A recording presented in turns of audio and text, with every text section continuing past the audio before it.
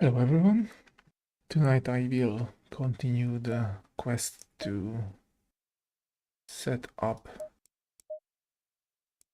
another few cars for this very hard track.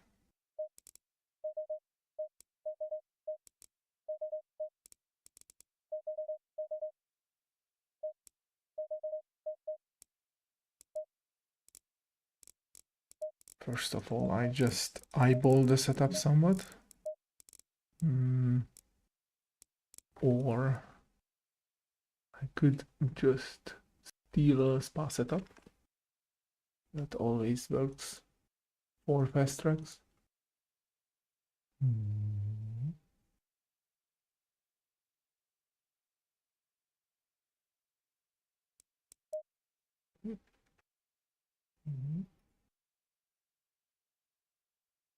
Oh, I accidentally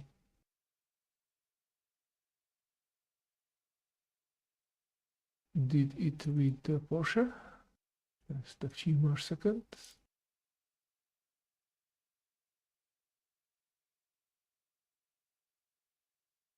And there it is.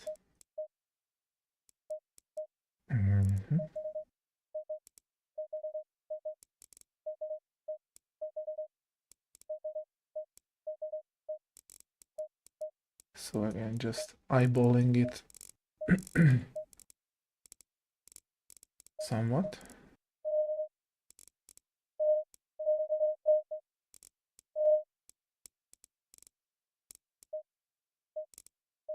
Probably those springs would be too soft for this track.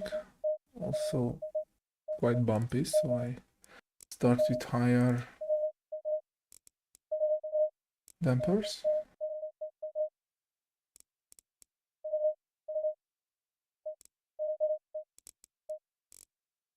And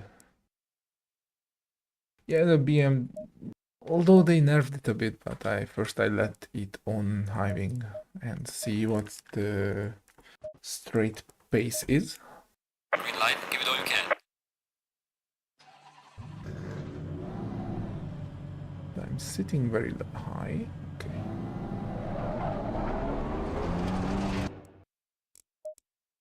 Okay.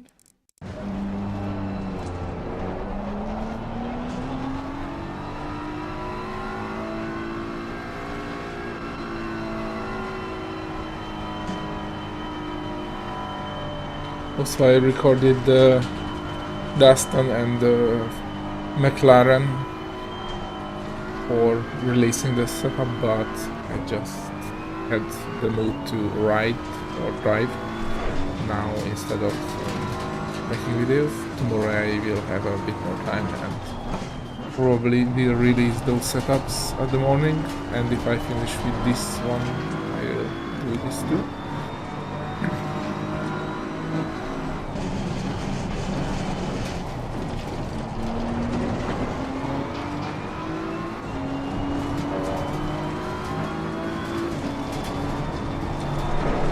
BMW first gear is super short, so I won't use it in any of the corners. Probably I will forget that a few times and downshift and have a snap, but I will do my best to not make that mistake.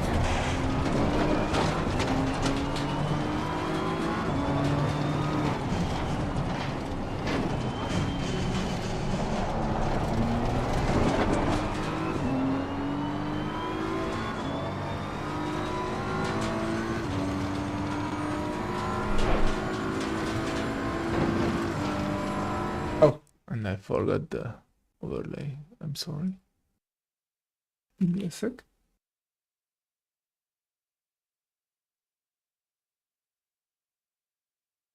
There you are.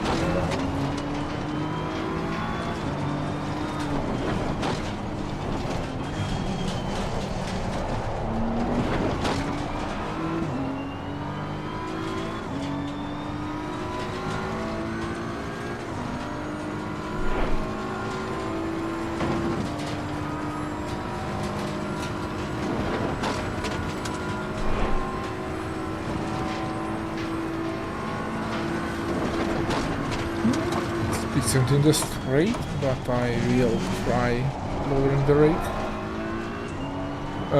The rear end. Hi there. Thank you, I'm fine. And you? I just had the mood to drive a bit, make a few setups instead of cutting the videos. I will catch back with those tomorrow, hopefully.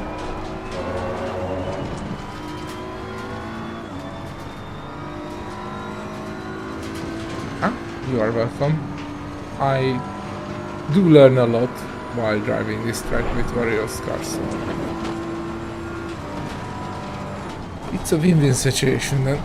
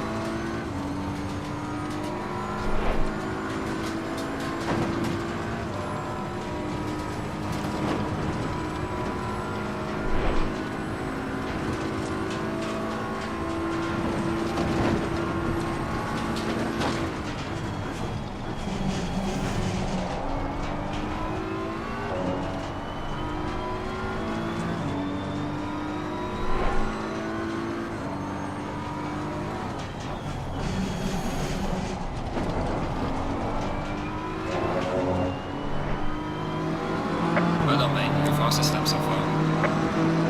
Okay, one more lap.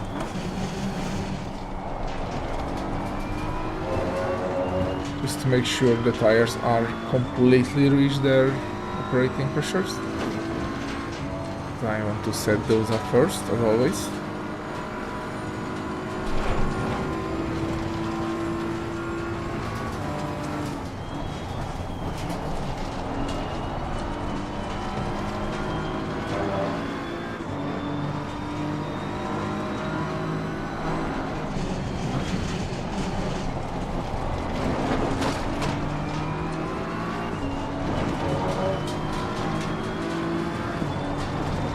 By the way, the car drives decently. Mostly I feel like a bit weak trail brake turning.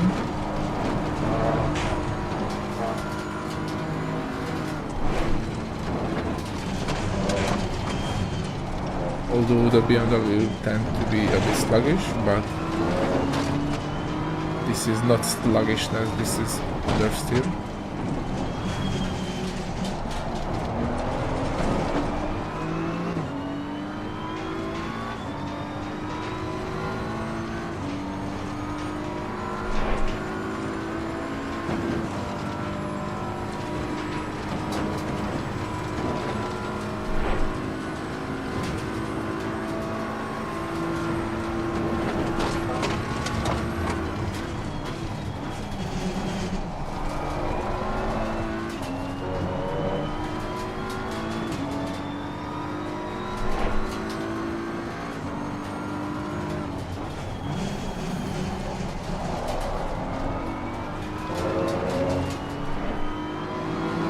Well done, mate. Personal best. Okay, let's check the Motec.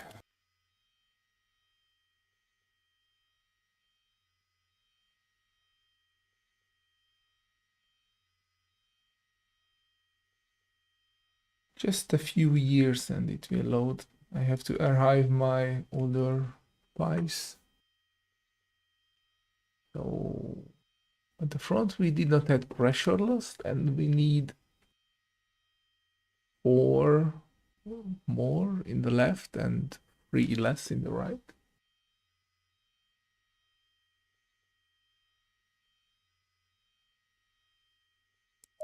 So +4 and 3 less. And the right, the rear, we need 3 more and 3 less.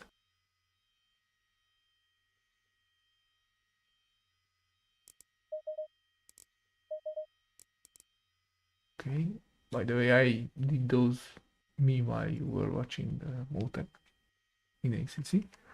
And our suspension histogram is decent. It's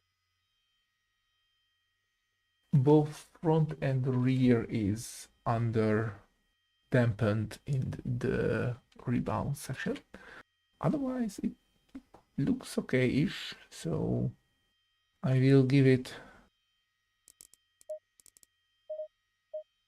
more fast rebound.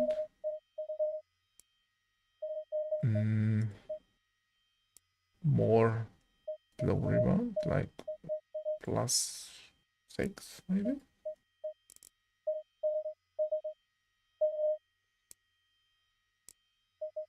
Or 8. And I will increase both fast dampers all around because it was a bit flat. Leave that as 1. And also I used for the 8.8.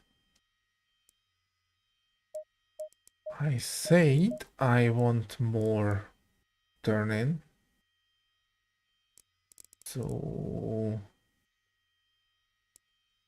I will go a bit extreme and lower the rear wing, increase the right height. This will make it much more want to turn in, but soften the rear springs and give the bump stop range a bit more range, so it's more moves more freely. Also, I am going to check the front bump stop activation, which was fine. Like it did not activate much. Mostly in the straights. Nothing in any corners where I felt understeer. Tech folder. You can see it somewhere here in the bump stop activation at the front. Also, the rear does not have huge cutoff. It has a few harsh bottoming out, but I did not feel that during driving, so I'm not too worried about that. Save it as 2. So check the tires. Yeah, that's great. Pretty symmetrical front and rear, left and right-ish.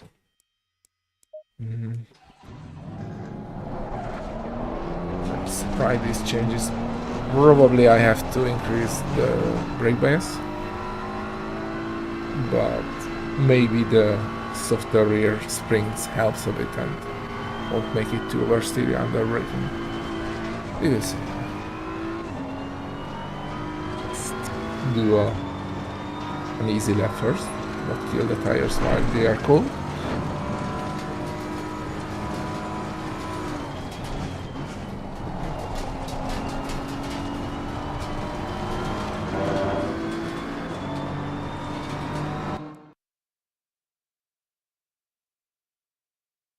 Szia Máté, you are welcome. I'm glad you enjoyed the setups and hopefully had good races with them.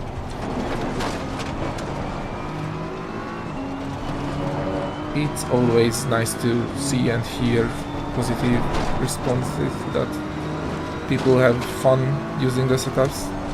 So you're welcome.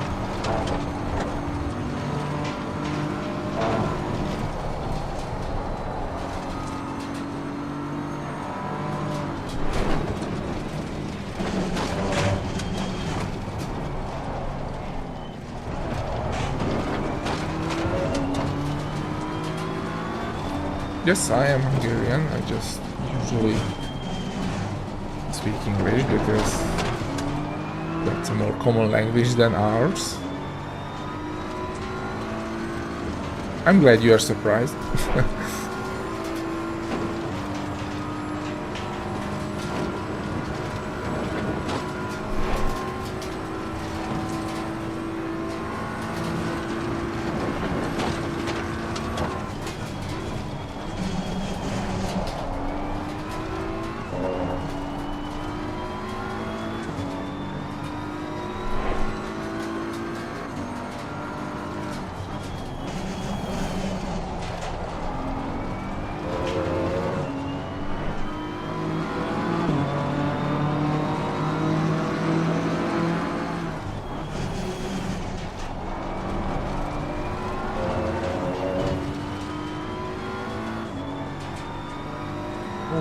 Okay, the car feels very stable, as always with the M4. I feel a bit less exit rotation out of slow corners, but I will see that with when the tires reach their true pressures, because lower pressure tires tend to be more grippy at low speed. They are grippy all around, but they just don't have that sidewall support due to the high pressure. Also, they are slower a bit.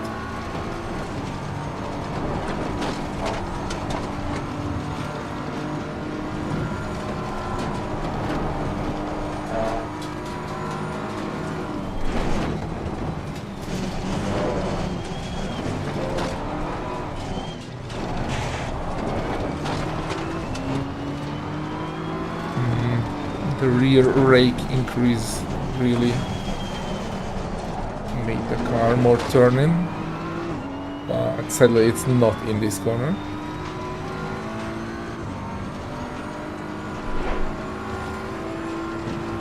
So let's see the speed. It's more or less the same, 260-ish uphill, 280 here. Yeah, a bit faster at the end.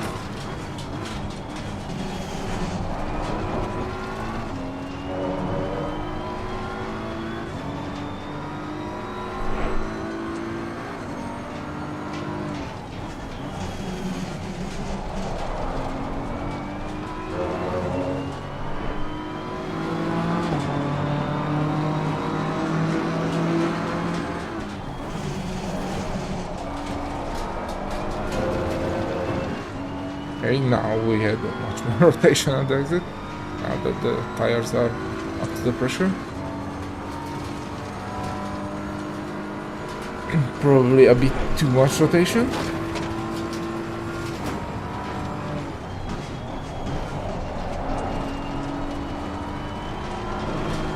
Mid speed is great.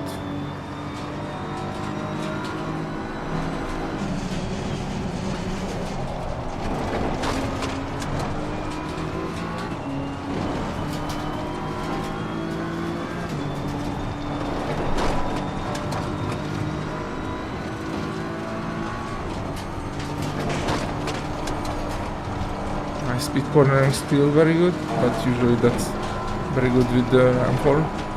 It just has a lot of aero grip at the front.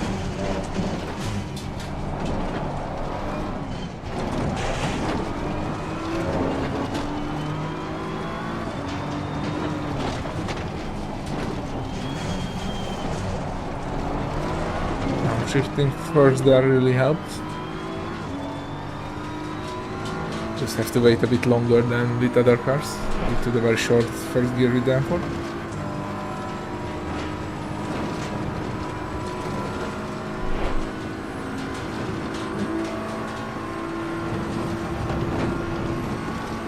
We only gained 200th there with the lower ring. That's surprising.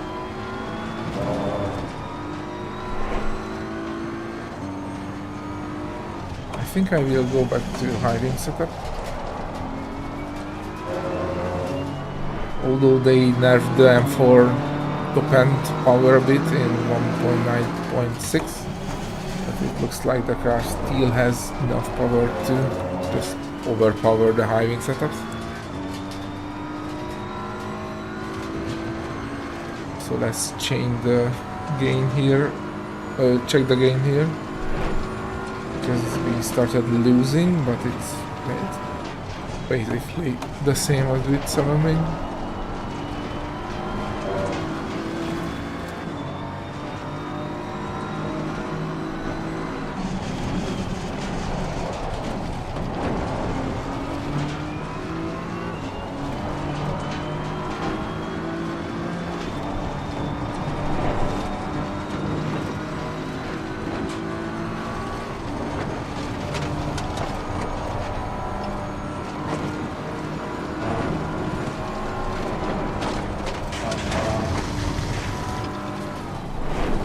Off-road tested.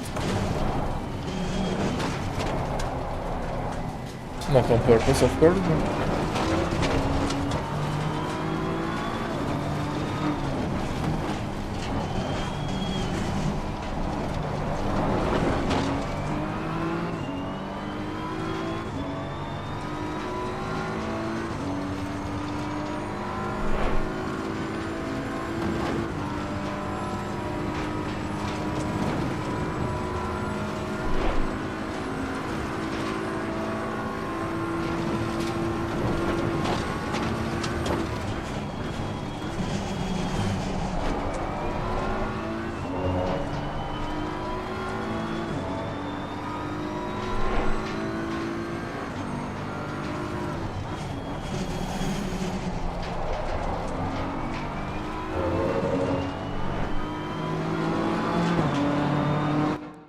Okay, pursuits are great. Let's try the other end of the spectrum, like max wing and a lot more rake.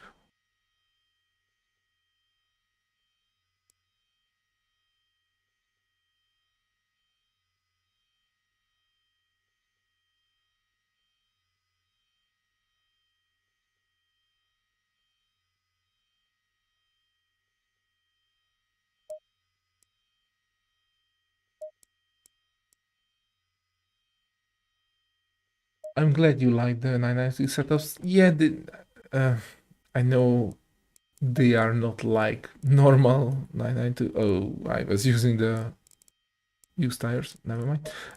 So I'm unportioning the Porsche, but I get a lot of good feedback for people who want to drive the 992 yet does not want to fight with it tries to kill them.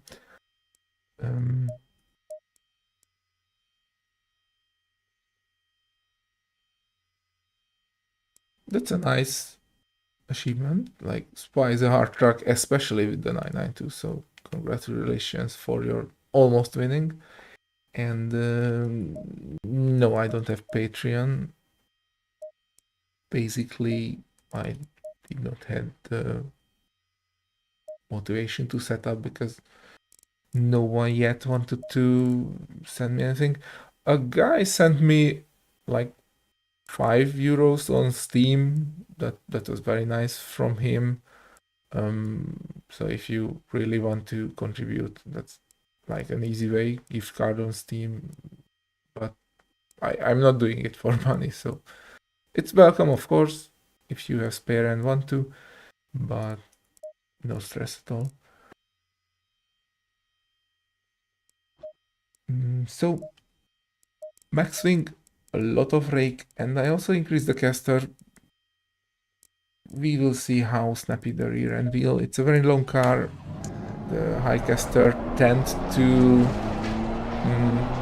lead the inner rear ring, inner rear wheel in high steering angle cornering, which is a few on this track. I am pretty sure it will snap on the left-hander uphill, but let's see, it's worth a try. I can go somewhere between the last and this section settings. Also, due to the higher rear wing, it should be a bit more stable, but due to the much bigger rake, it can be much less stable. So first, let's take a slowish lap, warm on the tires.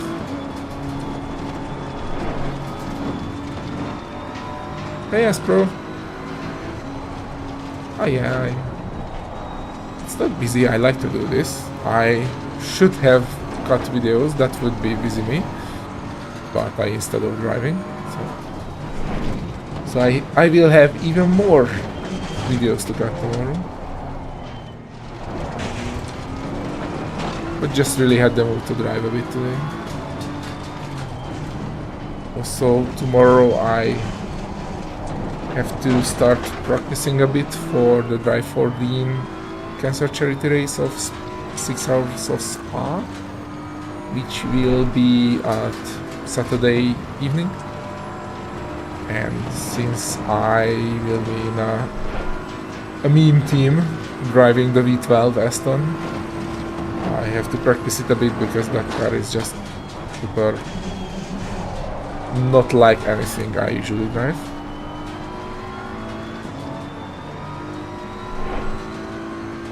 But we will be the loudest and the proudest, that's for sure.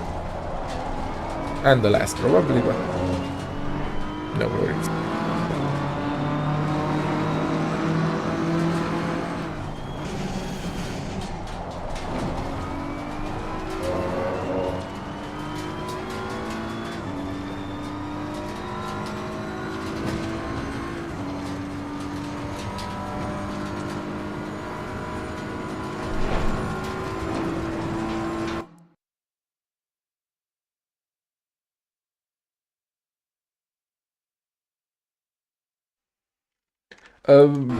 I won't drive 6 hours straight alone. It will be a 3-man team hours.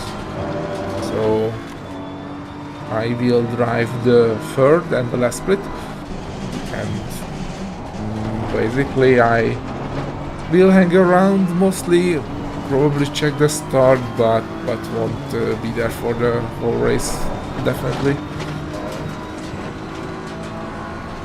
I gave Thomas my number, so if anything goes south, he can contact me so I can jump in. But yeah, I won't do 6 hours straight, definitely. I know I can drive in the yard like 3-4 hours straight. I did a few very long stream sessions recently, but definitely concentration starts to fall apart after 2 hours, 3 hours, depend on what day I had.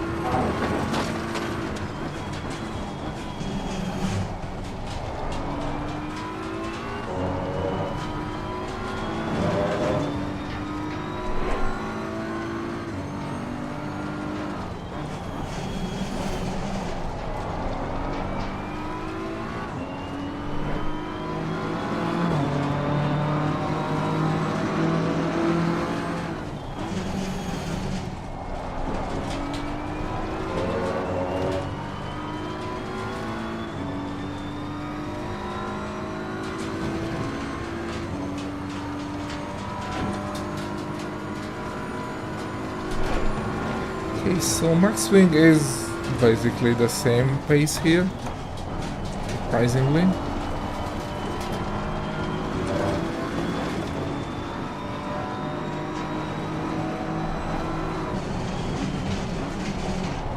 So surprisingly it's still super stable here. Like, I gave it a lot of rake and caster, and I forgot to turn in early enough.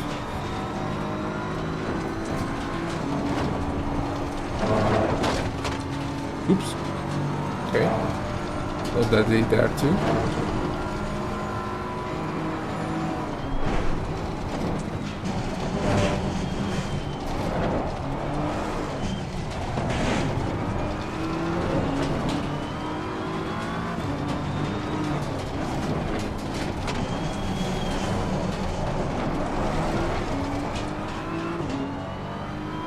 See the pace here?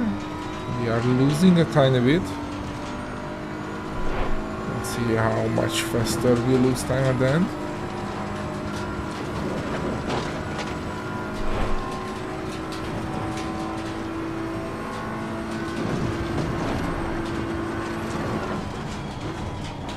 Yeah, like 3-4 tenths.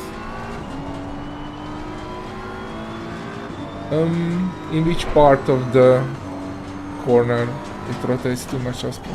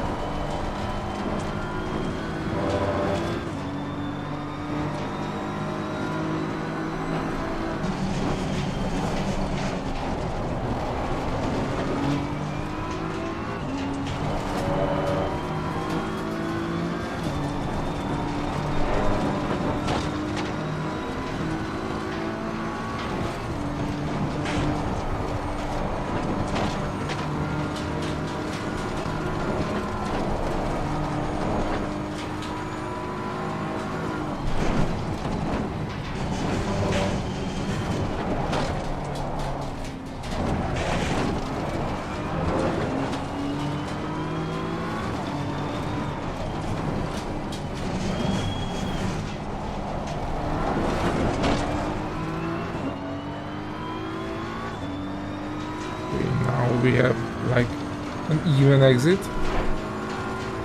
So 0.03 was the exit loss. Oh yeah, it's a bit slower here. Like 4 tenths, 5 tenths. And 6 was not that much faster, so we go back to 7. But the rate change did not make the car unstable. Still a bit dead in a few corners, so maybe I'll keep that.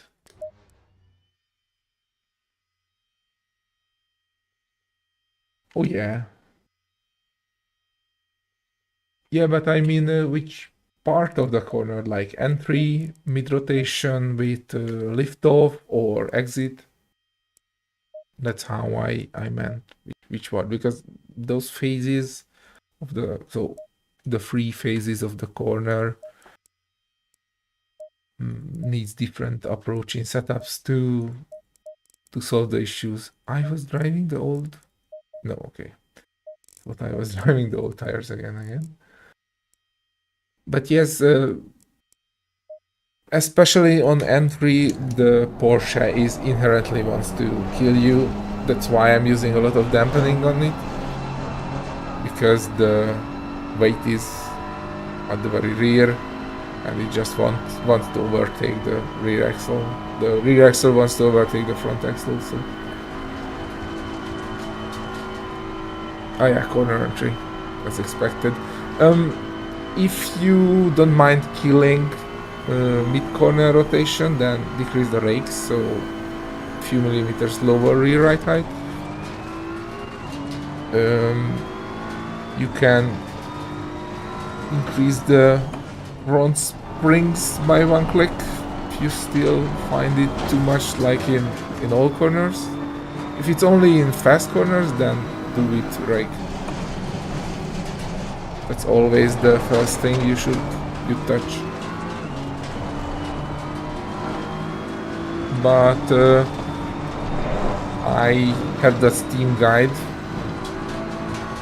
where I break down these issues and simple fine tunes how can you make the setup a bit more for your taste.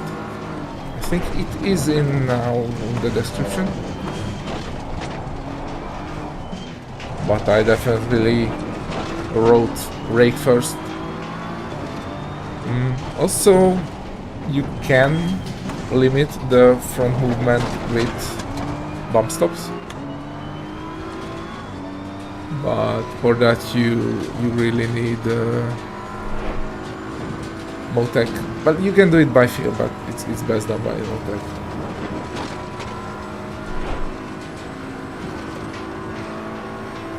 But for Porsche, you just have to be very soft on the throttle, especially in high-speed trail braking. Just if you tune out that completely, you will mute the car rotation that much that it will suffer a lot in other parts of the corner.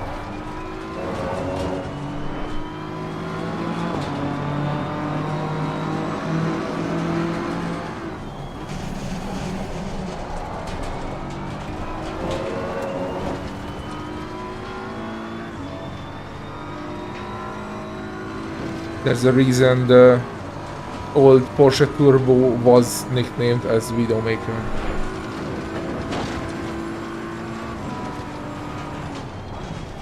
Although it's not like that with these GT3 cars, but some resemblance still happens to that. By the way, that Widowmaker was very deadly, because when you start to get a snap mid corner under cover, non-experienced drivers will not just counter steer, like it's a road car, don't forget, very soft springs, you have a lot of time to react, and the car has a lot of momentum and inertia and just wallows around. It's like 80s dampers and springs. So when you have an oversteer during or mid corner with some throttle, inexperienced drivers tend to lift and oversteer, and if you do that with a Porsche, the front tires will grip a lot and the rear will just swing around you.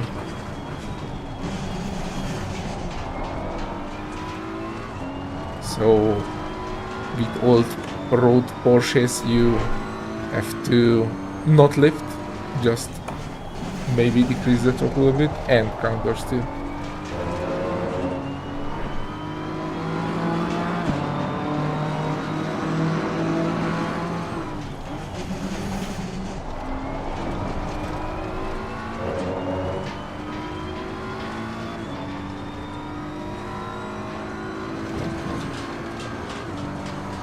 Oh yeah, you just brought the same, but it's not that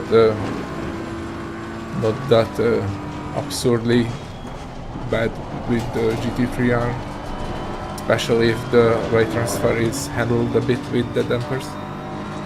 The old 911 turbos are notoriously deadly due to that behavior.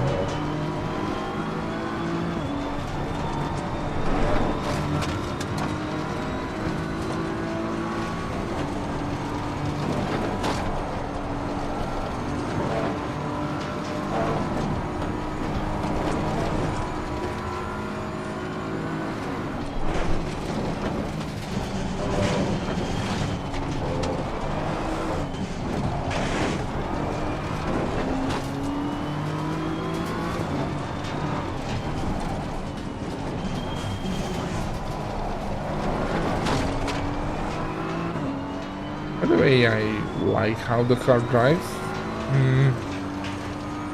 It still could use a bit more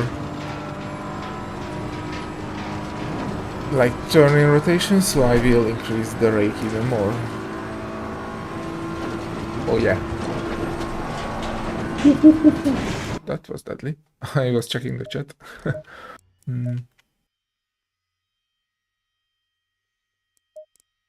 Yeah, the 296 is just basically easy mode. But also I will try one stiffer spring all around because I felt a few. Well, to be honest, I will not increase the rake that much. Just stiffen the rear spring, so that will do dynamic rake.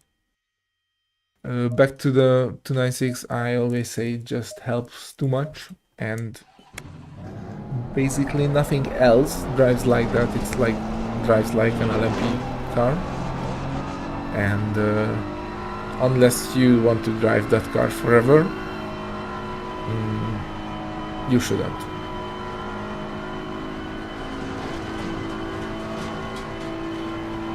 Because it just like it engraves a few bad habits into you, the 296. And since the car is very eager to do every input, I don't like how it drives, but the issue is it just helps too much and you are not forced to do heavy trail braking into the corner, pop inputs, watching the weight transfer.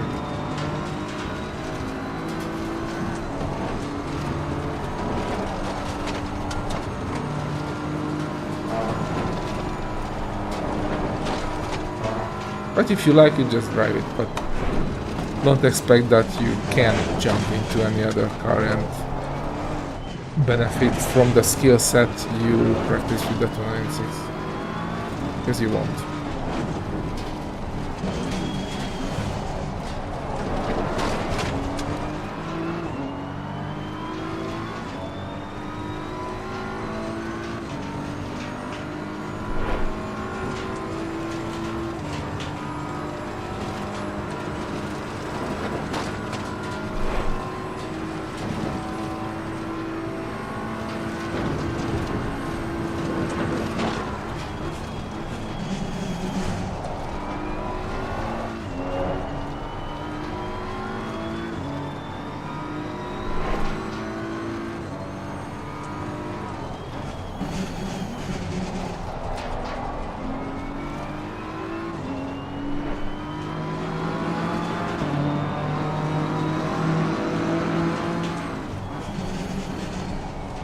Yeah, I think the 992 with my setups and probably other safer setups is not as deadly as old Porsches were, like 991.2.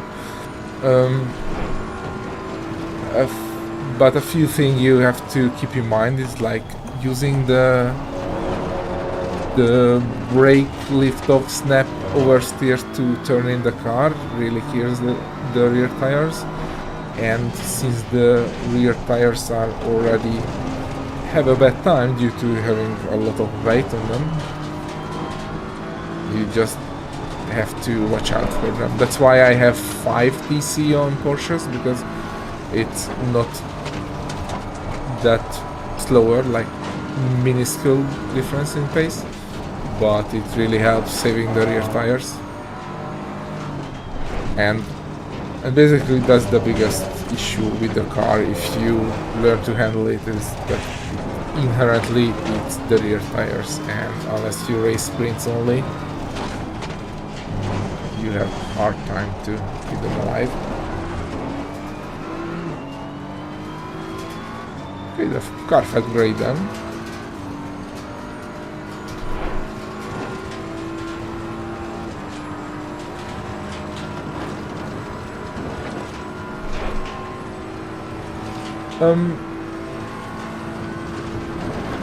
The Audi is an interesting car. I really liked it in 1.8. In 1.9 it's just weird. My issue is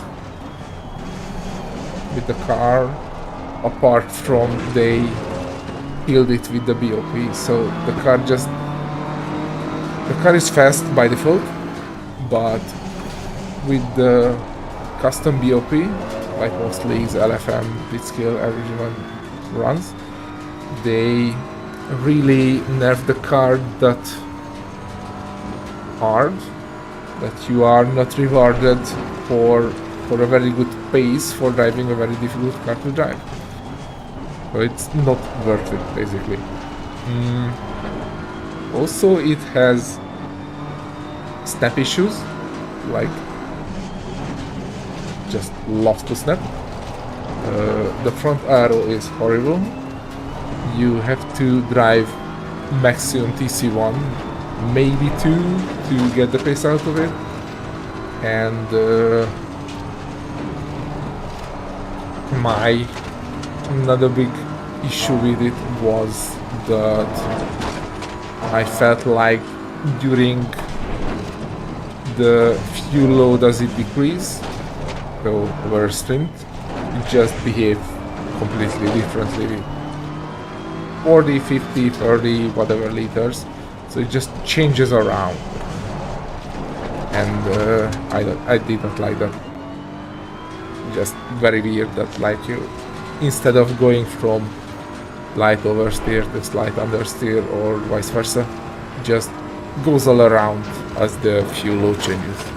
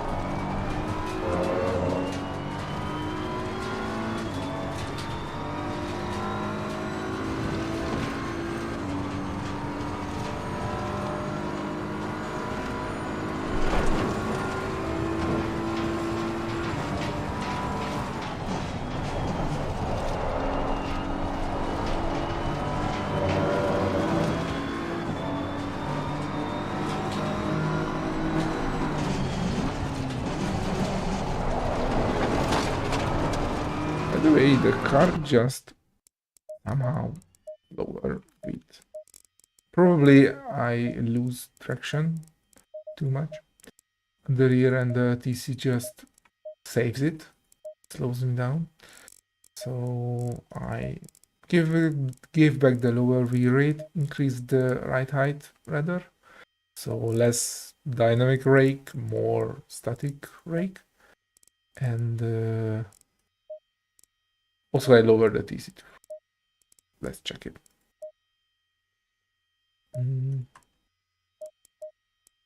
And also I will check the dampers in the motor to be sure.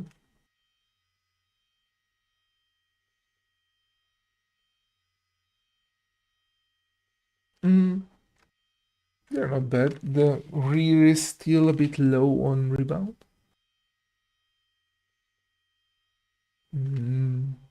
The front is very symmetrical, that's nice.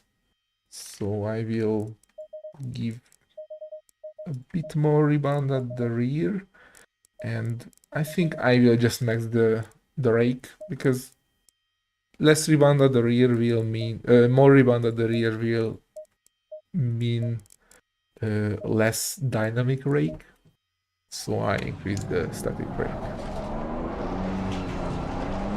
Let's see how deadly the car will be. Still felt very, very stable in the last stint. I was checking the chat instead of driving with my full concentration, but I felt like I nailed corners and still lost time. So.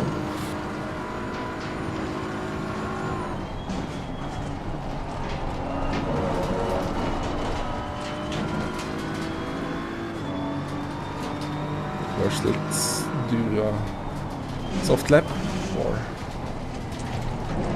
warming up the tires.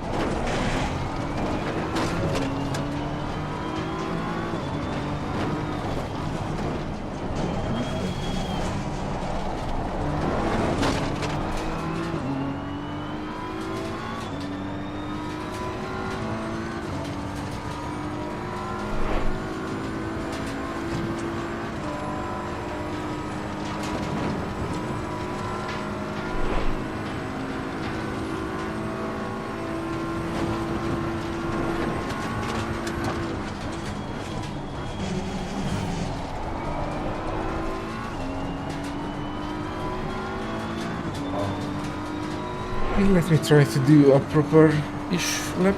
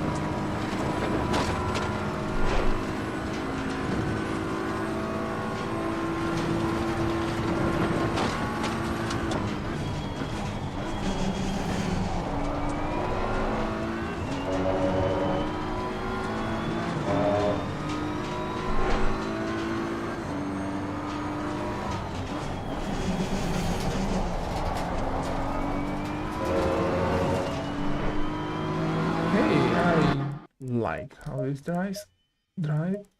All I do is give it 2 clicks of rear bumper range because I still have excessive high speed rotation under throttle, and I don't need that much.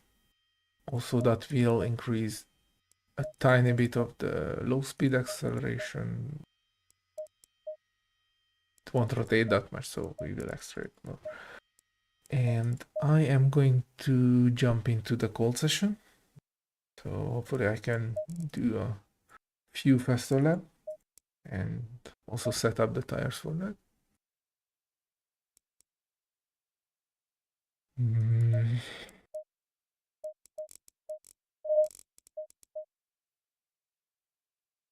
This part of the setup is sort of done. Sometimes I do a few adjustments in this session, but usually I don't.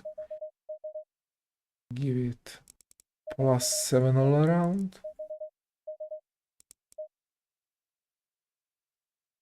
Because usually that much difference is enough to have the 27 peaks. And Green light, give it all you can. let's drive.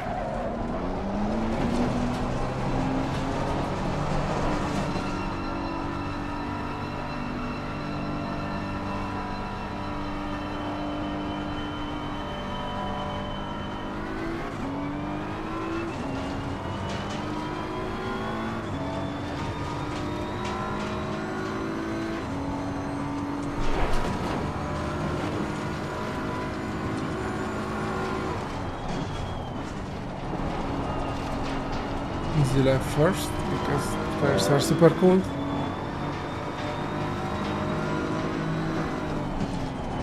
Firsts are better now due to having higher starting pressure, but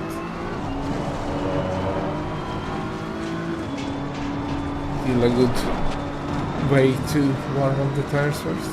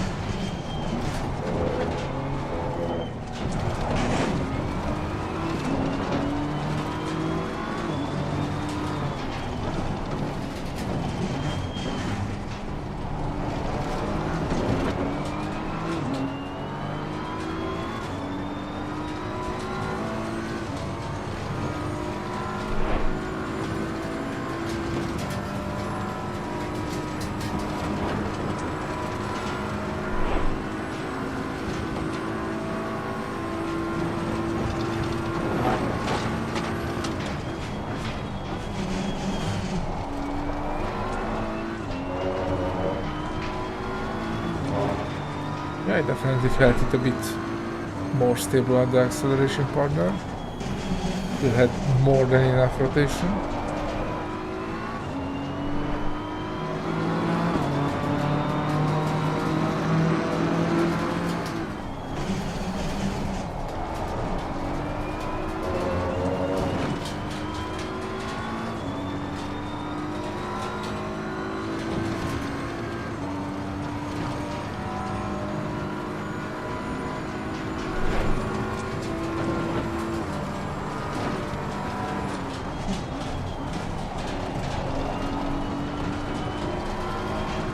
Super nicely does that corner exit.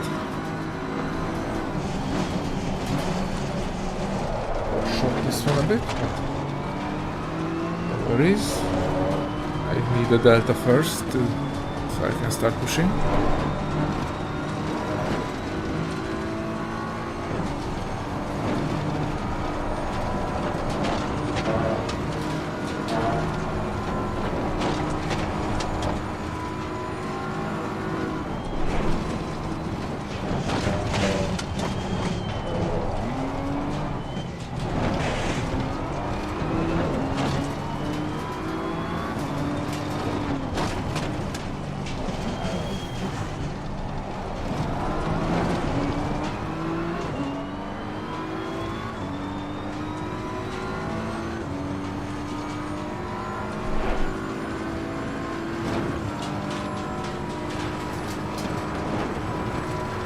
Tires look okay.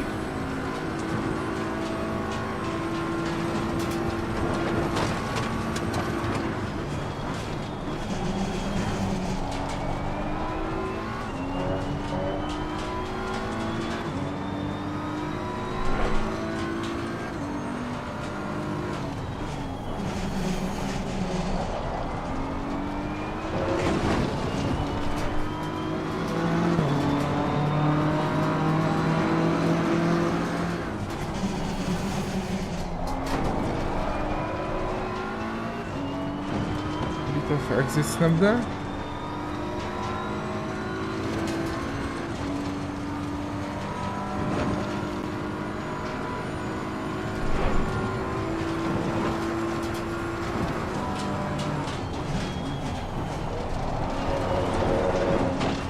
Too much curve.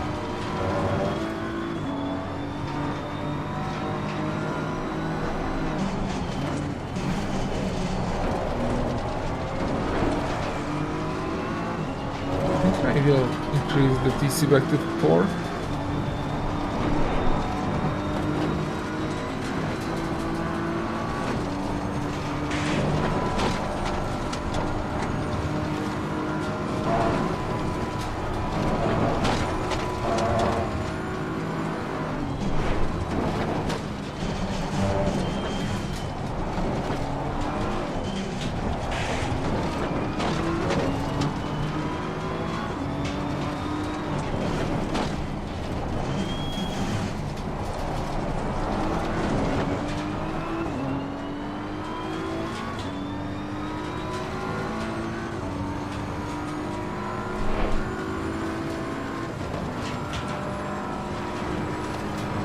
No, I have basically zero real-world racing experience,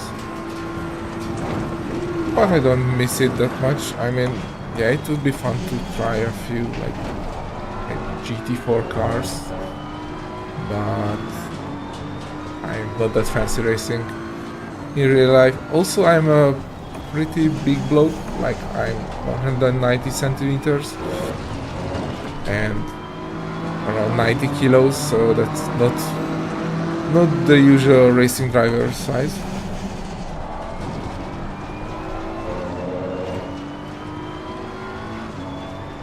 What I would really like to try is like a lower powered Caterham racing. Those look super fun, like you can feel the car. It's not too fast, so not dangerous. Yet you can still very nice racing, or MX Cup maybe. Things like those.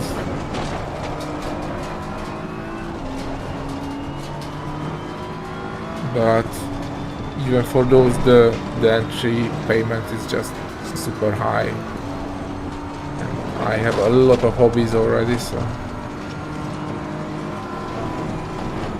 unless someone willing to put me into a racing car, I won't, and I'm not that fast, so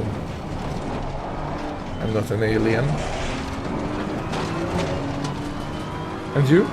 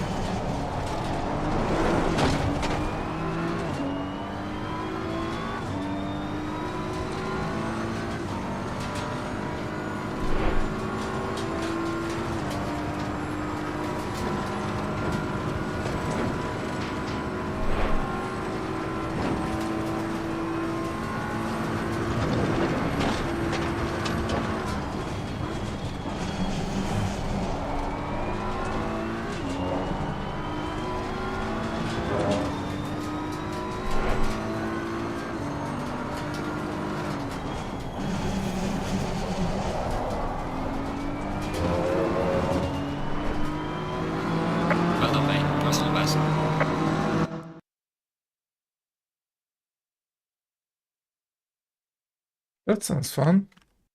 I like the boo-boos.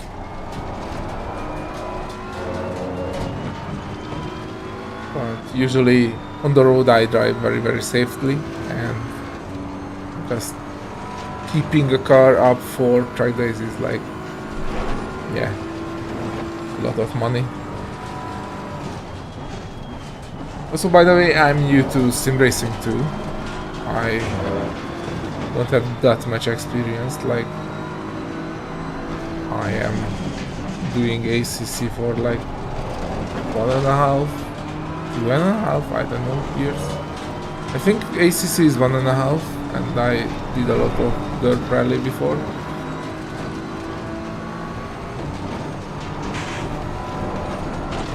I'm just a maximalist, that's why I learned a lot in the setting of the car topic.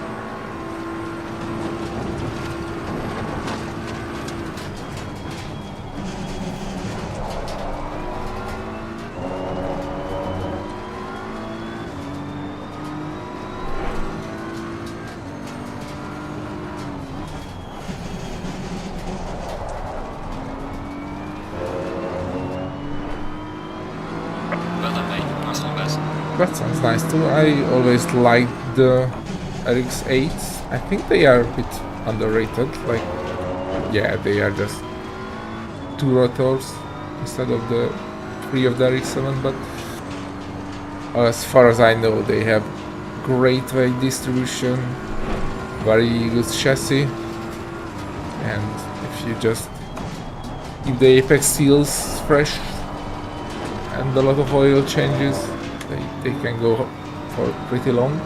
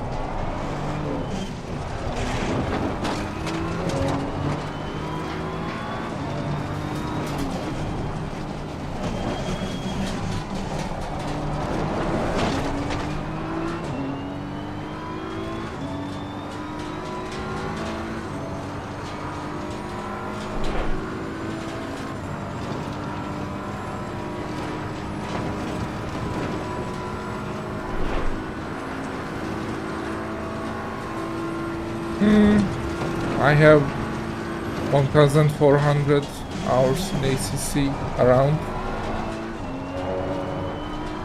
But thank you, I take that as a compliment.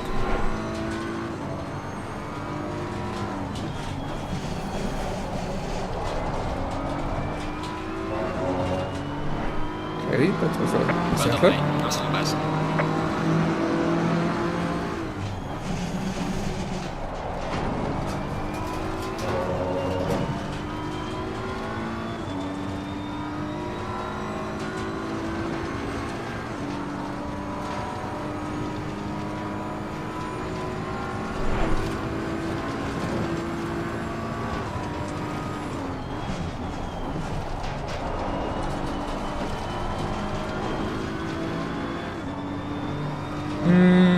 What's your issue with ACC setups?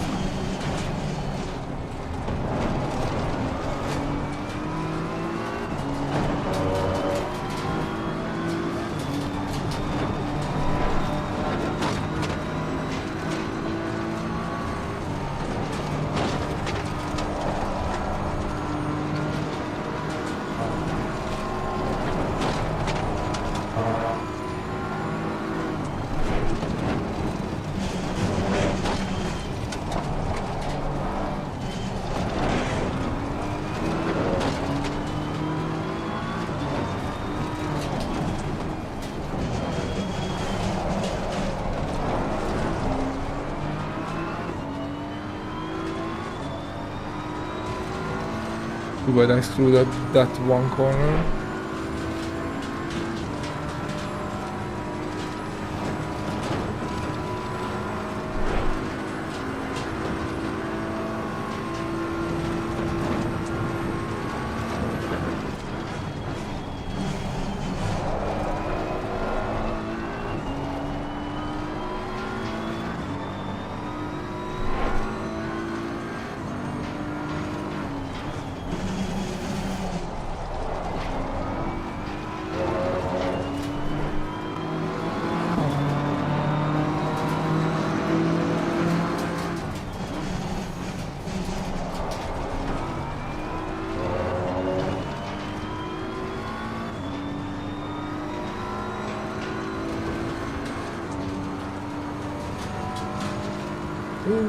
Yeah, there's a lot of options, but well, if you know what does what, you just need the decent base. Like, for example, yeah, I'm just going to save this. So when you start a setup in ACC, basically you load the aggressive one. Usually you go with high caster, like 12 to 14. Going further than 14 usually results snapping in slow speed, high steering wheel angle trail braking. Camber is, unless it's asymmetric like Zandvoort or Brands Hatch, or it just the IMO is eaten a lot. It's always at 4, maybe 1 or 2 clicks less. For the rear, I like to start with 3 and go to more or less how you see it.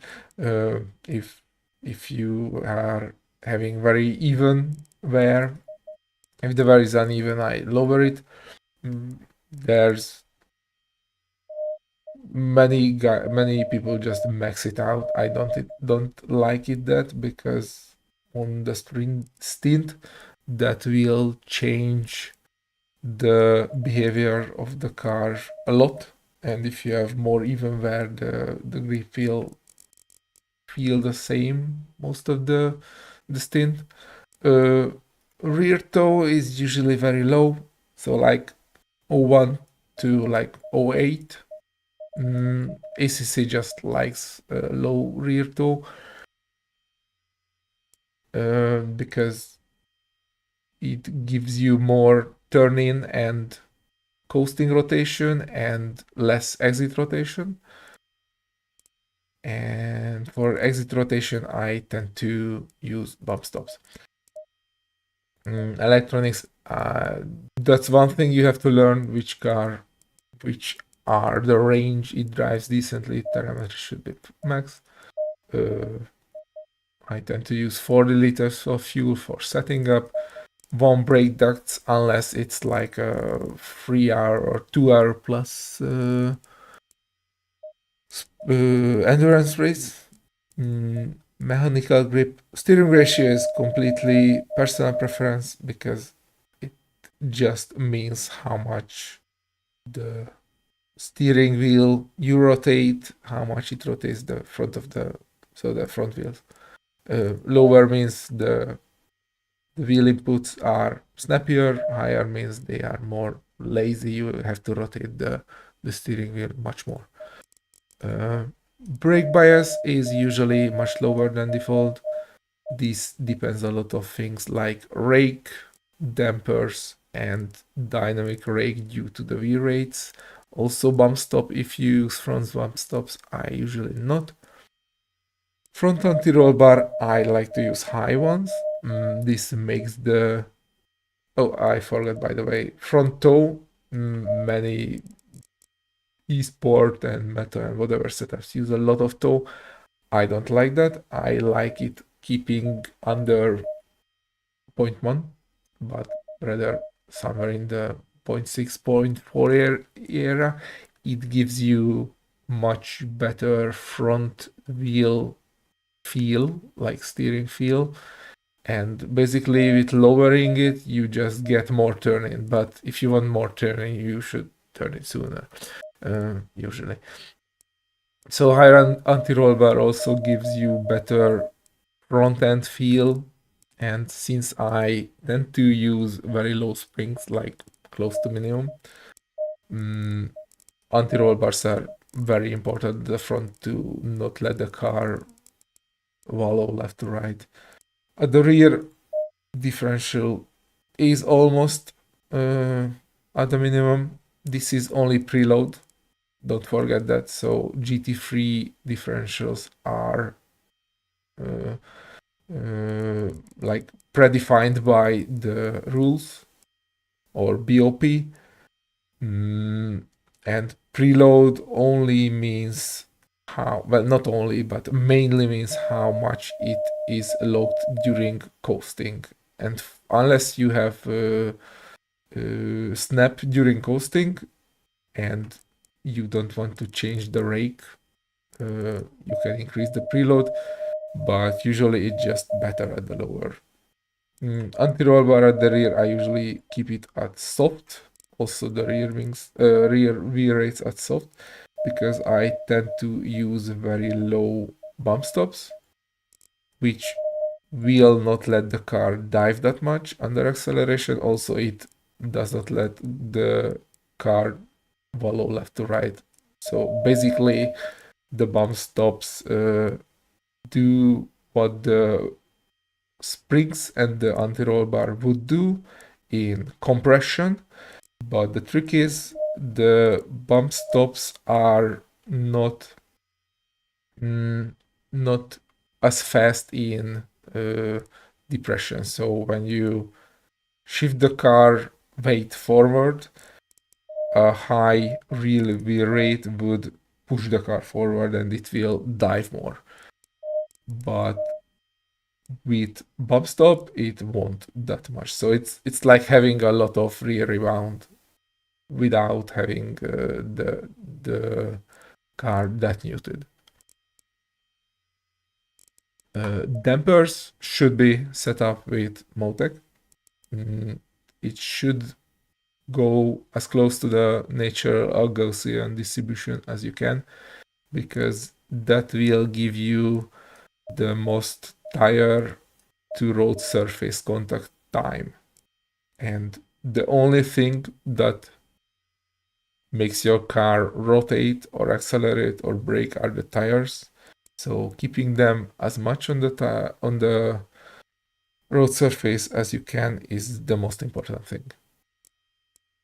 So Motec Gaussian distribution. You can deviate a few clicks, like extreme cases like Porsche, to handle the weight shifts, to mute the car more, but their main reason is to keep the tires on the road as much as you can. Also, the fast bumps are more for bump handling, but that is keeping the tire on the road again, just why it does over bumps. And the end arrow brake ducts, I have a video about it. Brake ducts are track dependent. Usually you cannot go to one because the brakes are overheating.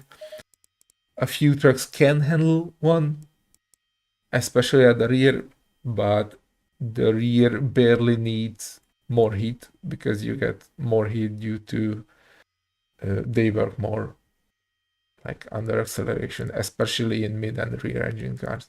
So usually 2 is the minimum, and the reason is for that because the brake operation temperature is around 250 to 850 degrees, and if you think about like 14 ambient compared to like 34 ambient is less than a tenth of a percent difference compared to that 6, 7, 800 degree Celsius on the brakes. So brake ducts are only there to set your brake temperature or how much heat it will transfer to your tires.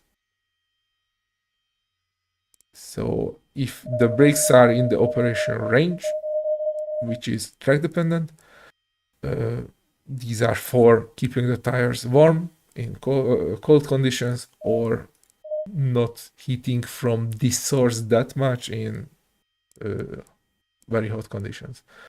Front right height is usually very low. ACC does not have underfloor damage simulation.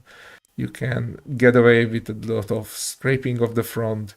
It does not kill your speed as much as it should. And the only time you have to increase front right height is when you have bump issues like Imola, where you just need front right height and you don't want to do dynamic front right height with very high wheel rates. You have to increase the right height. Wing on 90% of the tracks are maximum, and you control the aero balance with the rake. The rake is the difference between the front and rear right height.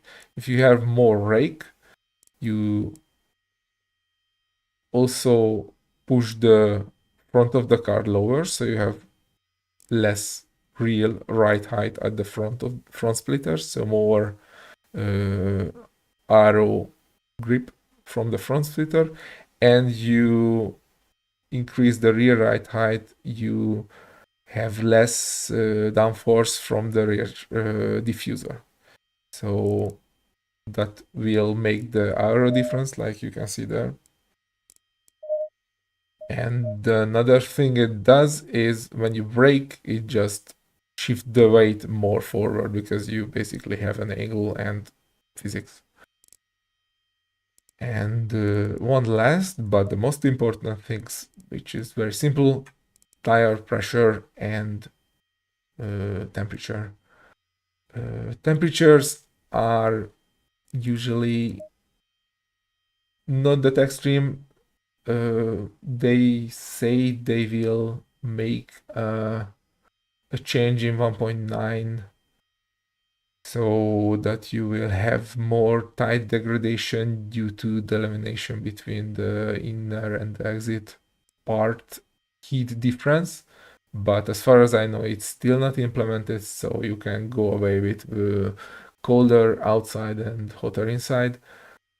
So basically, you just have to keep the average tire temperature in 75 to 95 Celsius, and in normal conditions like 18 to 28 Celsius ambient, that's not an issue. You just tweak it a bit with the brake ducts. If it starts to be very hot, you have to lower toes, make the car more understeery to save the rears, etc., etc. But that's over 35 degrees. And the last but most important thing is tire pressures. ACC is a tire pressure simulator. That's a joke, but true. You have to keep it between 26 and 27 psi. Lower pressures let the tire flatten a bit. You have more contact patch. You have less issue with a lot of camber, but the tire will squirm, so it will move more side by side. It wears more and it has more rolling resistance. Higher pressure, like 27, has much more support at the tire wall. It does not squirm that much. It is more stable in high speed and has lower rolling resistance. I found out that the best way is having a peak of 27 for the track. Like, here's a lap.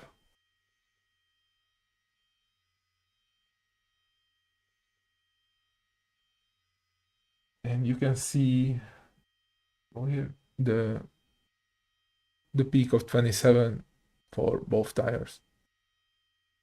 And basically, unless it's a very extreme track like Nordschleife, where you have to go a bit higher, like 27.12, but try to do it in a straight maybe.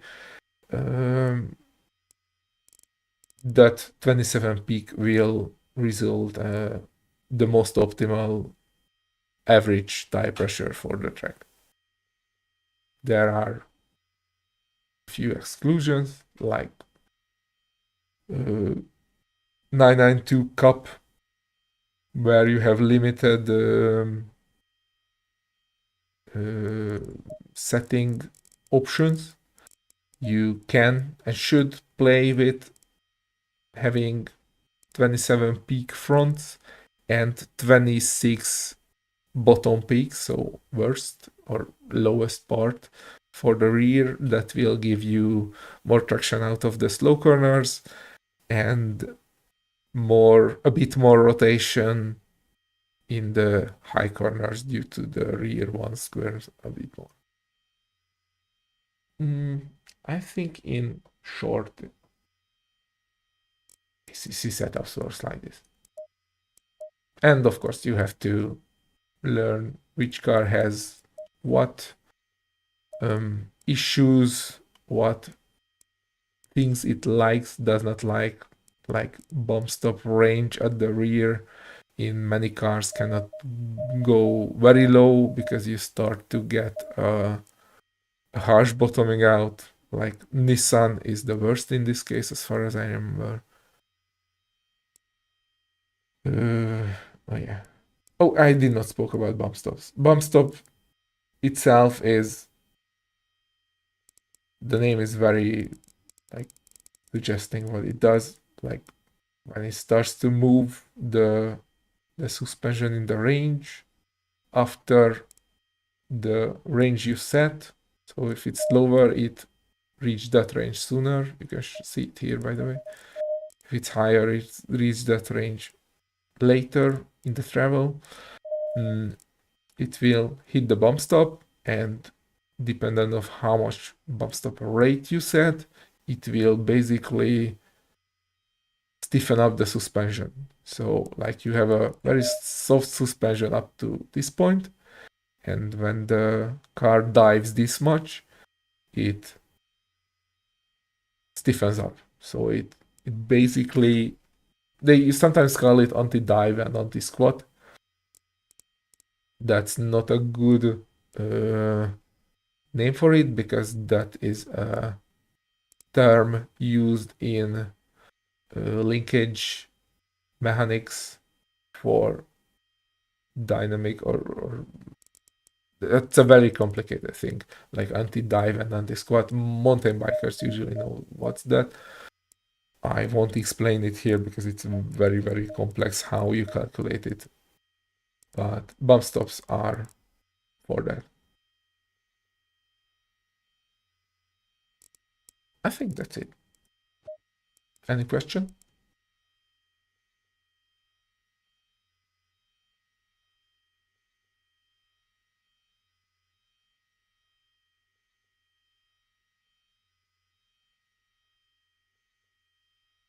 Oh yeah, sure. Also, I have the Steam guide in the link for this stream and all of my streams now. There I give like you have corner entry, understeer, what you should do first, what you should do second, third. Those are very good tweaks because I try to make it as when you change that, you don't change, you change the least in other aspects of the car. So those changes mostly change what you want to change and not generally like general behavior of the car.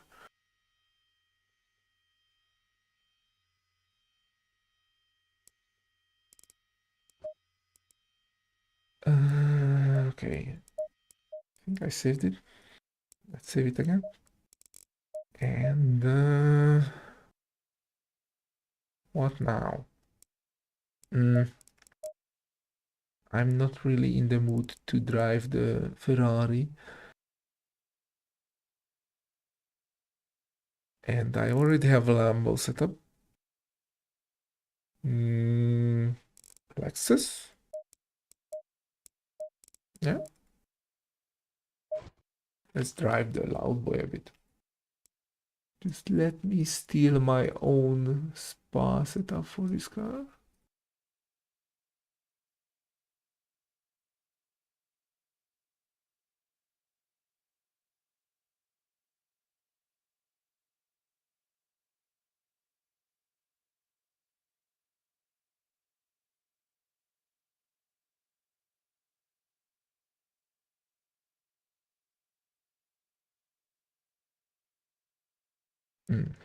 So go back to the proper temperature session.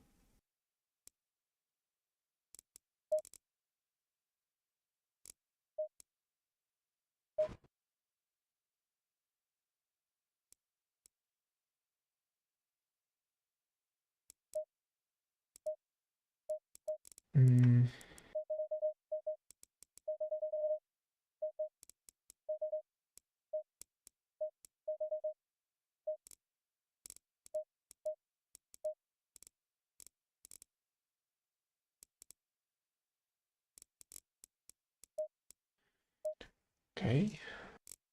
Okay.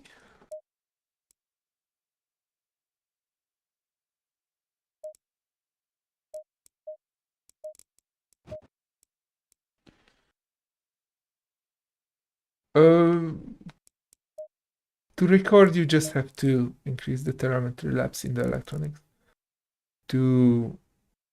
Or you mean on the stream, like the overlays? Because for record, you just increase the telemetry and download Motec i2 Pro from Motec. Green light, go, go, go. Either load the default workspace or mine. Also share that in the description. Just forget that. I already shared it. It's just not, the link is not there. And that's all. You just load the telemetry file and it's done.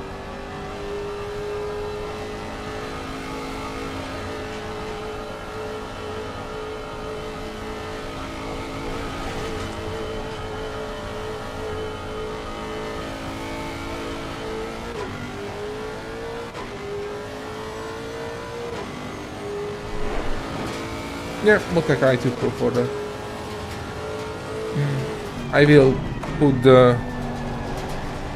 my workspace link into the description of this live stream afterwards.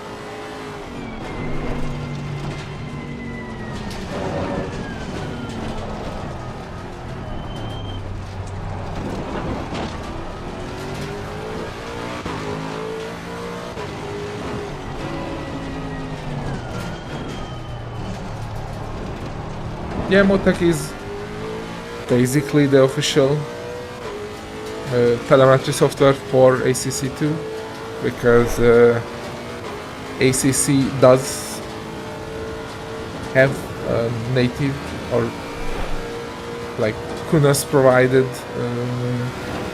oh my god, 290? Jesus. Kunas provided a workspace for it, and I just tweaked that workspace for all things.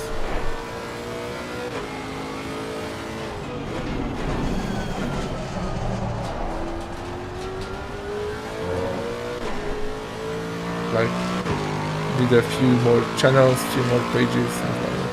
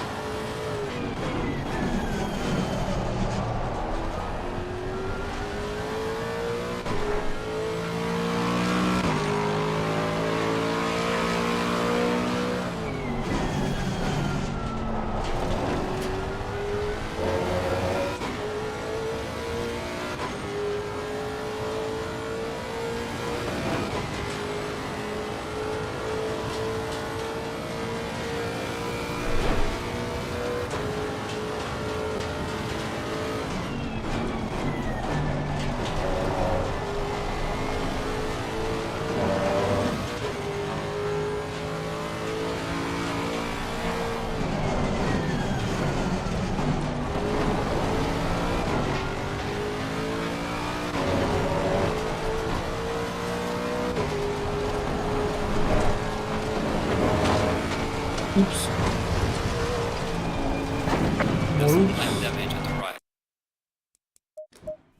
Okay. Pressures, just eyeballing them.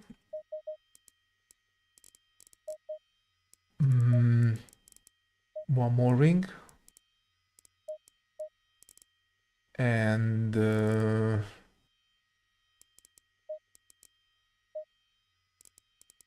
let's try even more bump stops.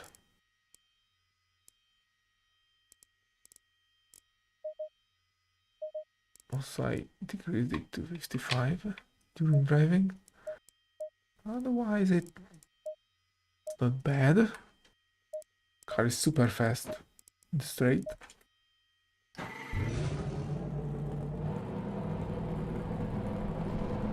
It was nice chatting with you too, Malte. Thank you very much. I will try to keep it up. And see you later. I'm glad you joined to the stream.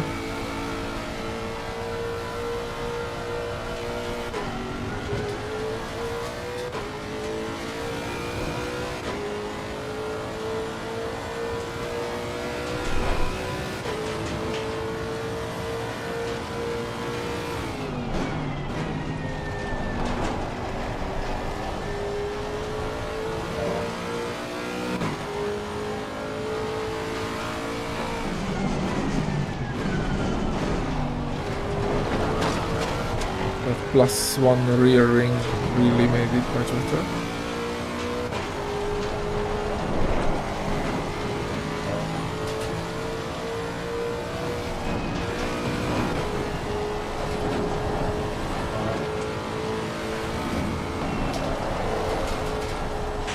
I feel some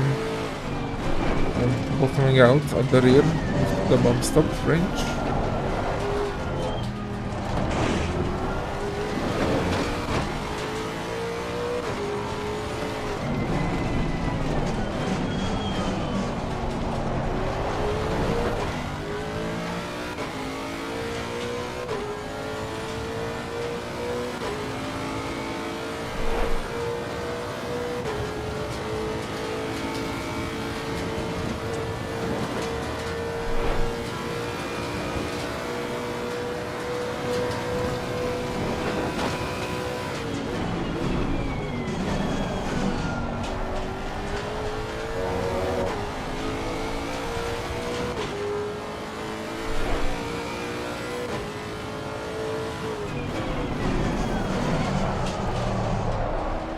On the brakes.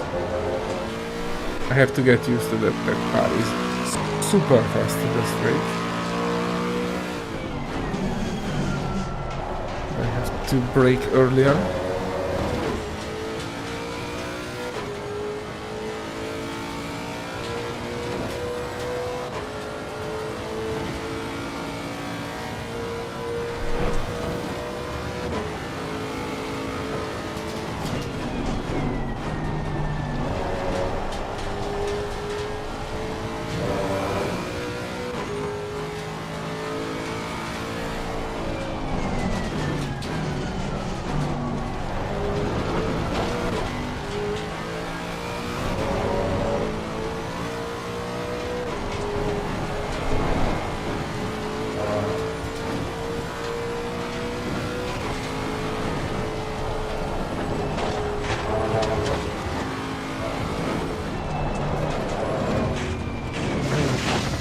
second damage there. I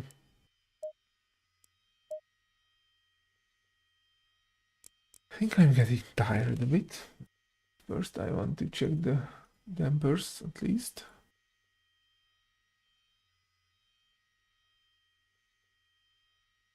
If it will load in this here. Okay, dampers are basically very nice. I could use a bit more rear rebound, and I definitely felt that during that oversteer. So I will do that.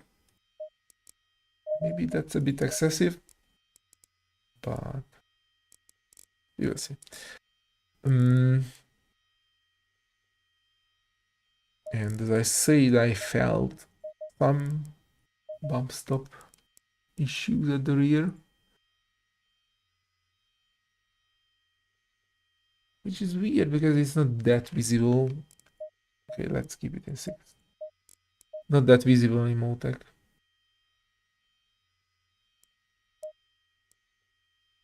I think I'm going to drive a few more laps and then call it a day because it starts to get really late here.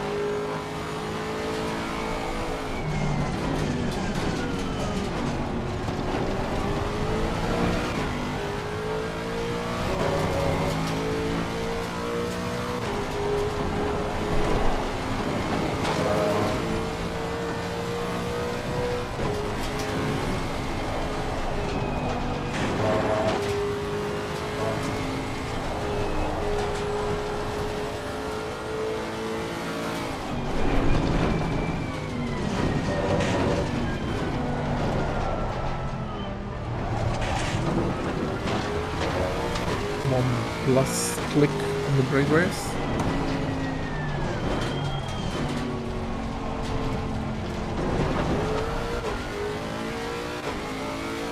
Go easy on the tires.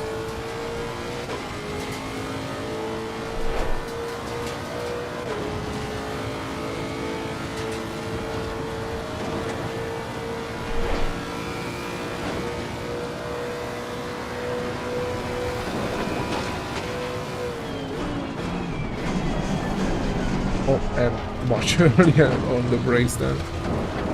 This car is just super fast in this thing.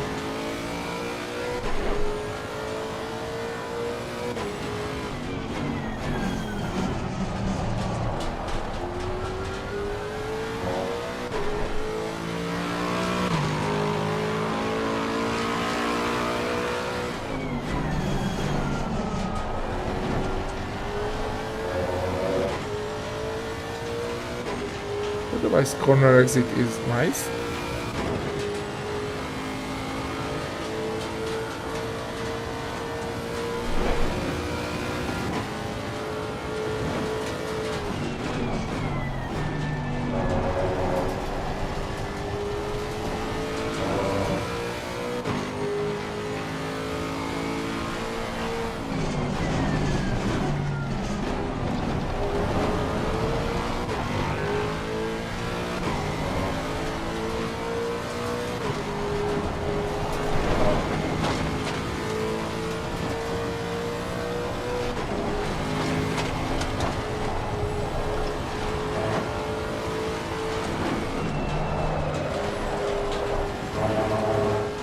Okay.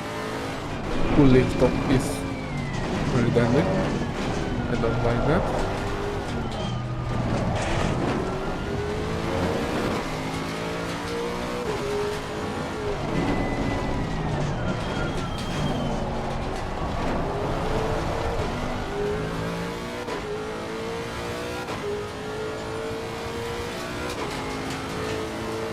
Tire pressure should be +5, 0, +2, -1.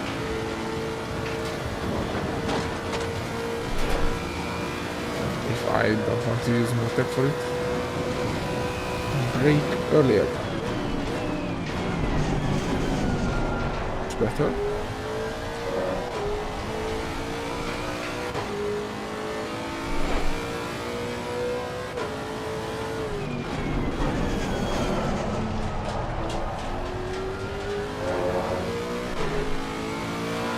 Well done, mate. Your fastest lap so far.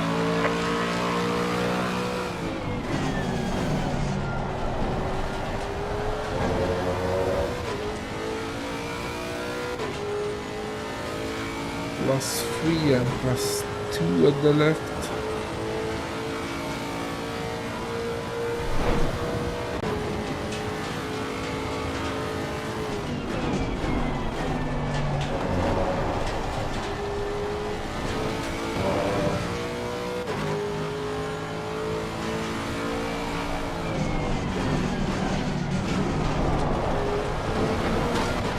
I'm definitely going to decrease the rake.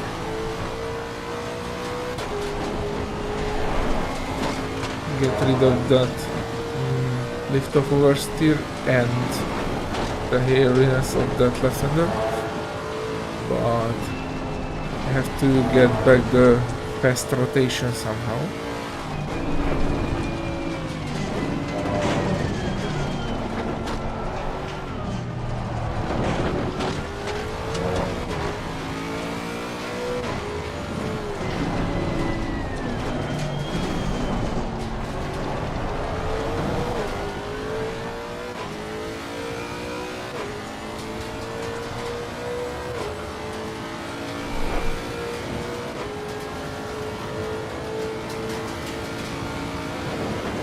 So it's 3-2, 3-2, 3-1, 3-1.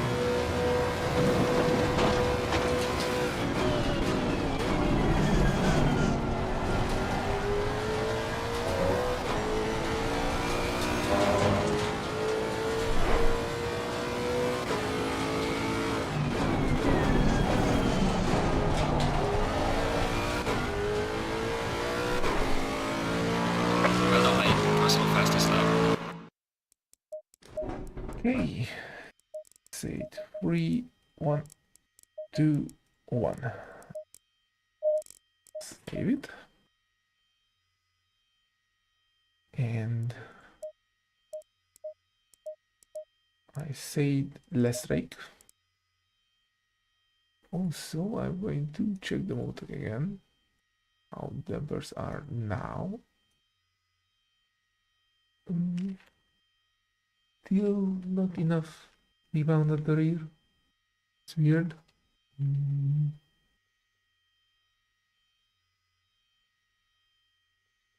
Pressures are as I set, and suspension travel is okay. I can decrease the front bump stops. That would help a bit in the upper section. And at the rear, I don't want to decrease the soften the front. At the rear, I don't want to decrease the bump stop range because we are eating already into the useful travel.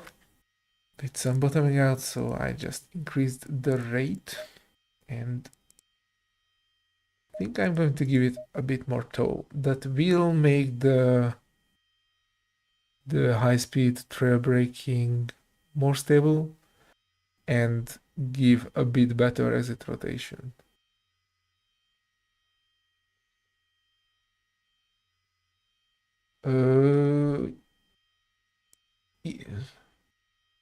In what circumstances you mean the right height? Like generally, or bumps, curbs? Because generally, unless you have so much bottoming out at the front that you feel that while you are turning, it it just does micro understeers due to the front is bottoming out and the front tires not reaching the tarmac. You don't, and you only have to increase it when you get like those moments while driving a curbs, the car's front just bounces up very abruptly. So that's when you don't have enough ride height at the front. The rear is usually not an issue. Also, if it is an issue, what you will get is like a bump and some oversteer when you land. So usually the front is the culprit of the issue, and you will see and feel that bottoming out at the front during curves. Like it will just bounce up very, very fast, and that will kill all your turning capabilities basically, because you have no front tires on the ground. Imola is very good. Like you need like 5, 6, 7 millimeters of front right height plus. Also, Hungaroring chicane bumps are quite harsh, but usually that can be solved with just a bit higher front veer rate that will keep the front higher in dynamically. Also, like hitting it with one of your tires at the edge, so the tire will bounce, not the front of the car.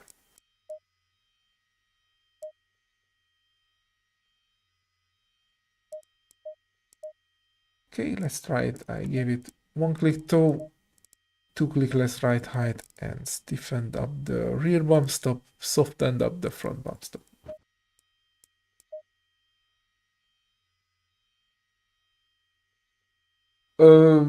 There's no best area variation.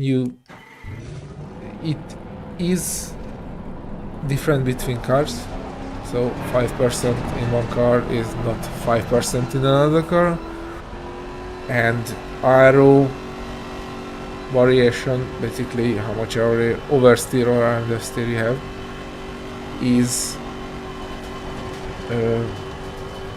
when you set that up, you have to keep in mind your mechanical grip too. So like you want a bit more rotation and high speed, you make the area variation more oversteering, so the rear will have less aero, and usually you want to compensate it with some mechanical understeer so that you have push your rotation balance, that you have more in the high speed sections and less in the low speed sections, like for example, or vice versa.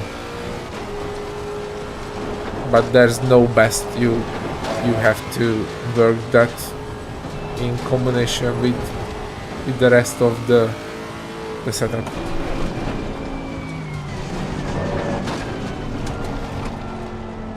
And car dependent too. I basically never work the percentage unless when I like want to lower the ring, but want to lower the wing, but does not want to change the aero variation that much. Like now I have 0 here, and like I want 12 wings, so I increase the wing and start to increase the rake until I have the same. This will result the same-ish aero balance, but since the rake affects a lot of other things, it will affect the overall much more than, so it won't stay the same and have more downforce at the rear. And as I said, it should be complemented with the mechanical grip.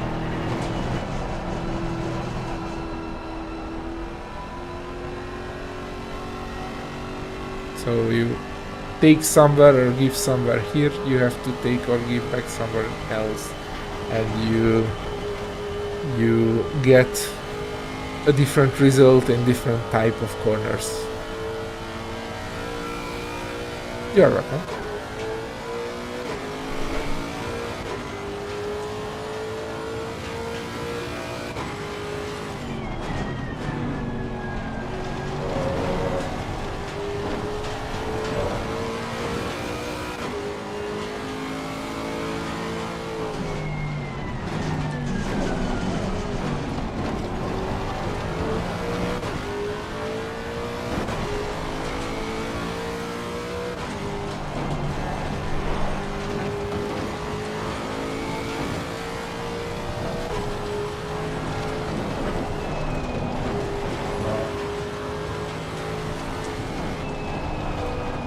It's less deadly in that corner.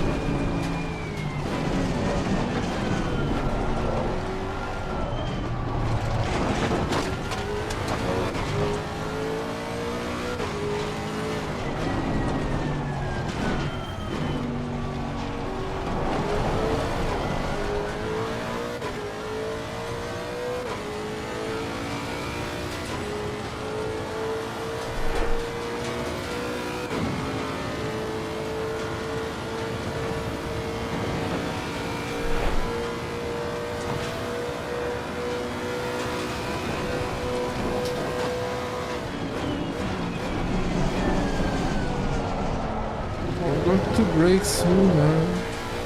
Every other GT3 cars, they still brake between those two boards. This one is like brake up the first quarter.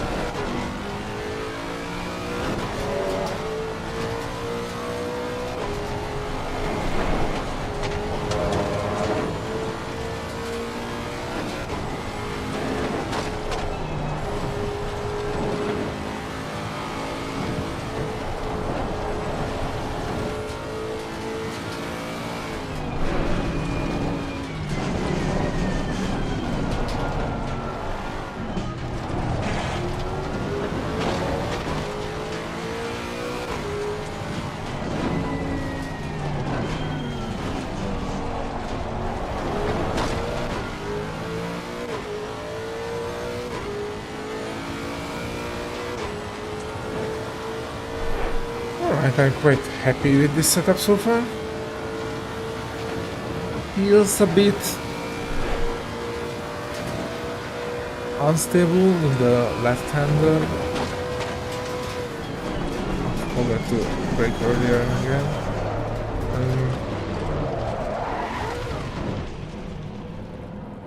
So it's a bit unstable in the left-hander, but nothing serious. Come on, don't want to do donuts now. At least not here.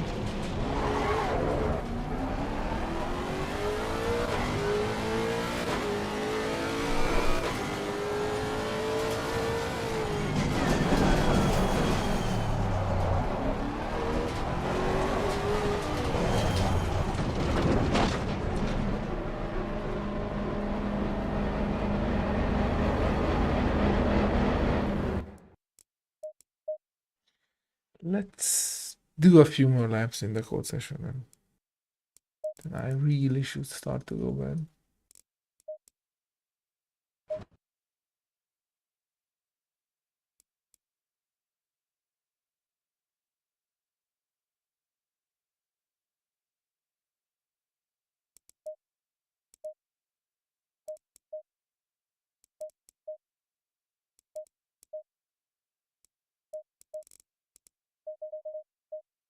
+7 all around.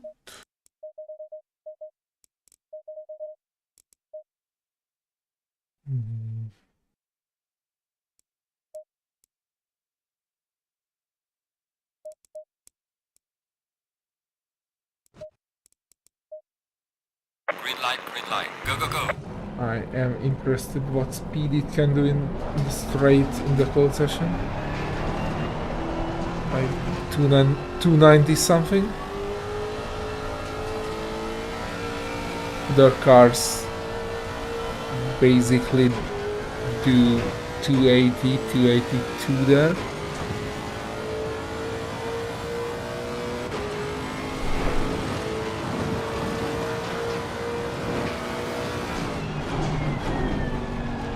Although it's still nowhere mad as the GT2 Mercedes. That thing is a beast in the straight.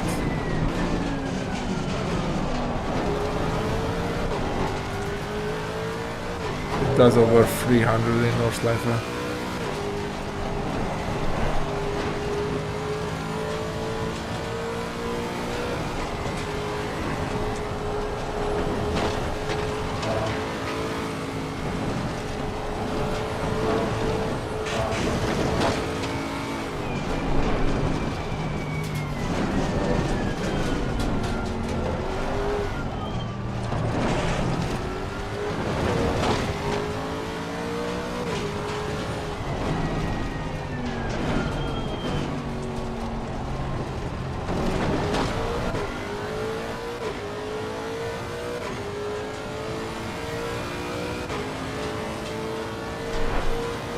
Are still cold a bit, so my exit was, well, I did not even push it.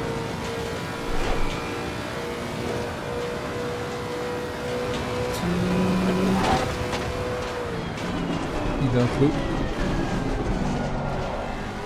280 high.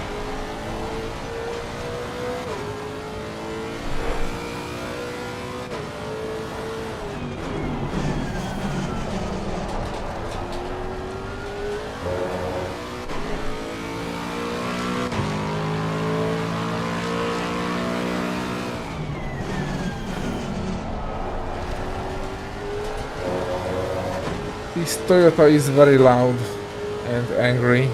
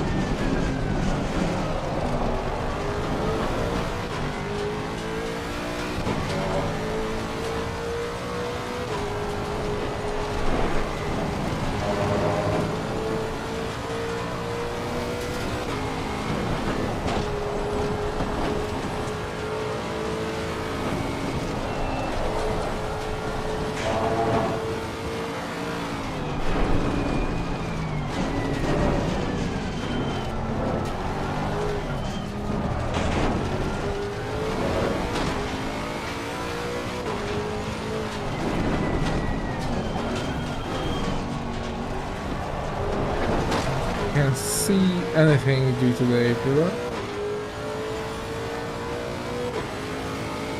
Yeah, I know that's how it feels like doing it on a flat screen.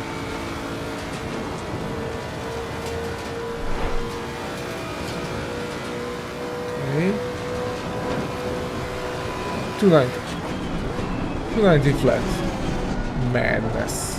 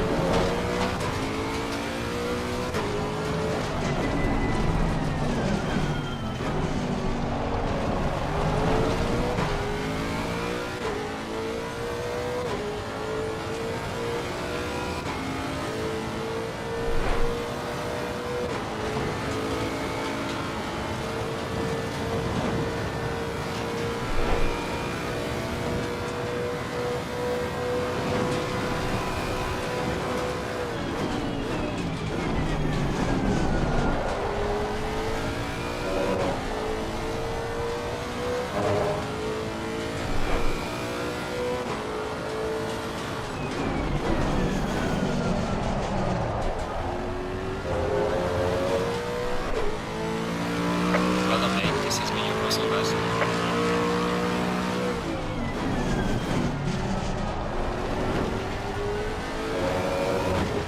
The loud, angry Toyota is fast on Bathurst. That's for sure.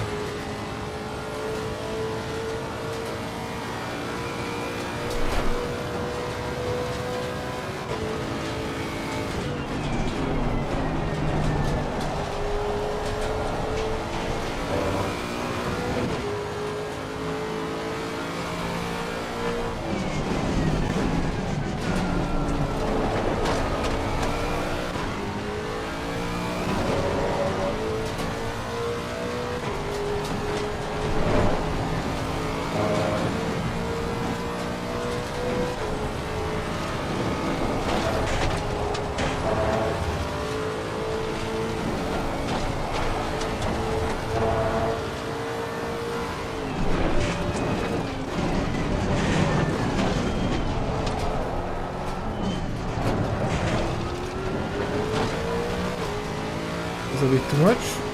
Although the car was stable, so it did not kill me. So yeah, I'm glad with this setup. Apart from that left hander, it's completely stable. If you don't push it too much, and remember that you have to brake earlier, but that is just due to the light speed of the car. Off-road is good too.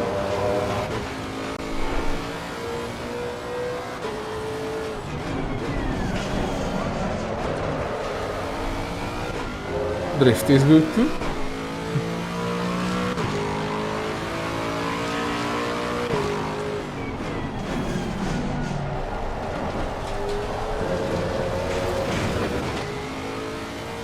I'm getting falling apart a bit. So Just save this replay, and I think I call it a day. This setup is good. I like it. So thank you for joining in. I hope you got some useful information. Well, I explained a lot of things today, so probably even cut that part out and make a short video out of it. So have a nice night, day, anything, morning, and see you later. Bye.